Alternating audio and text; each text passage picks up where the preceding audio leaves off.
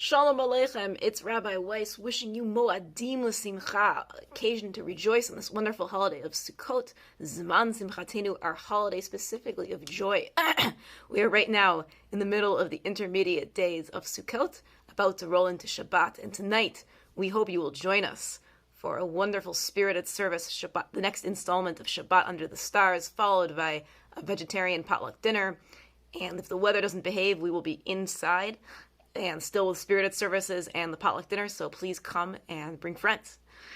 So, how do we understand the paradox of this holiday, which is so full of joy and celebration, as our Torah explains, and the darker aspects of it? In other words, we celebrate this holiday as the days grow shorter.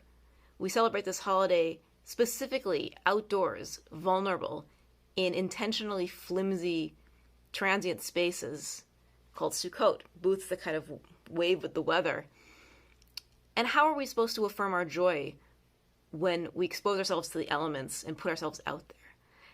Especially when we consider the current news cycle where we have the war raging in Syria and we have all sorts of natural disasters springing about, tremendous geopolitical strife. How can we bring some joy into our lives? This is such an important and holy task that each of us has before us. And we also read from the book Qohelet, Ecclesiastes, which is among the more sobering books of our Tanakh, of our Holy Bible. So where do we find the truth? How do we claim our joy? And I think the answer is that we achieve this sense of eternal joy through specifically our acknowledgement of the very ephemeral nature of our material existence. And this is the kind of emotional complexity that is so deeply Jewish, that is so deeply entrenched in each of our hearts, that we as Jews are no strangers to tragedy. We're no strangers to challenge spiritually, emotionally, physically. But historically, the way that we persevere is by understanding what joy truly is. And that's an acknowledgement of not the structures we inhabit, but the people with whom we inhabit those structures. So we might be out there in a sukkah that literally falls as we invoke David's fallen sukkah. And yet, all that matters is the company we hold and the integrity of that company. And so I invite you to reach out to friends, old and new, in our community and really make Sukkot about joining together. And please come tonight. It will be a wonderful opportunity to do so and really celebrate in Sukkot. Now, with 5780 fully underway, that requires a changing of the door in my office. You might recall the sheet we had asking us for our goals of 5780. It says, just to refresh your memory, life's too short not to. Let's do the full list, and we'll see how many we've accomplished so far. Be awesome to each other. Be kind, generous of spirit, and grateful. Forgive.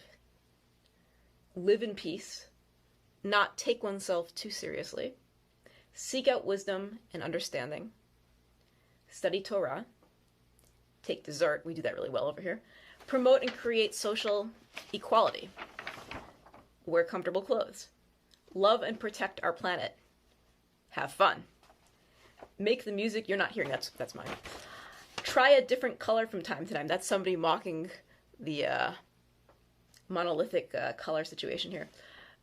Serve those in need. Take time to ask somebody if they need to talk. Be happy.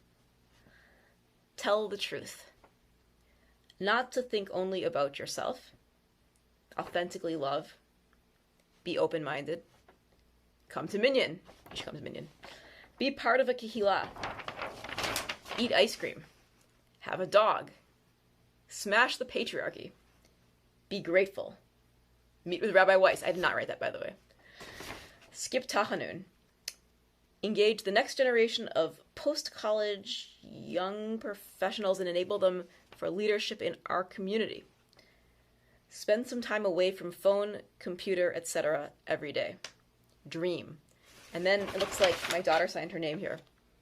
Well done. So, as we transition away from that particular piece, we're having a new piece on the door called Qohelet by the Delet, which is going to be an envelope full of random quotes and midrashim commentaries on the book of Qohelet, one of my very favorite books. And every time you come into the office, I invite you to take out at random one of those texts and let that be your meditation for the day. It's similar to those who attended the Kabbalah tent, where one of our activities was always the text grab bag, which became your meditation for the whole hour. And through this project, we're all going to prove French cultural theorist Jean Baudrillard absolutely wrong in his foundational assumption that none of us have ever read the book of Ecclesiastes. This is at the beginning of his book, Simulacra and Simulation. He says, "The simulacrum is never what hides the truth. It is the truth that hides the fact that there is none. The simulacrum is true." And then he attributes that to the book of Ecclesiastes. Now, we're going to read it and see what's really in there. So come over to the office and check it out. All right. Well, hope everyone's having a fabulous Sukkot. Stay warm, stay dry, and see you on the other side. Chag Sameach and Shabbat Shalom.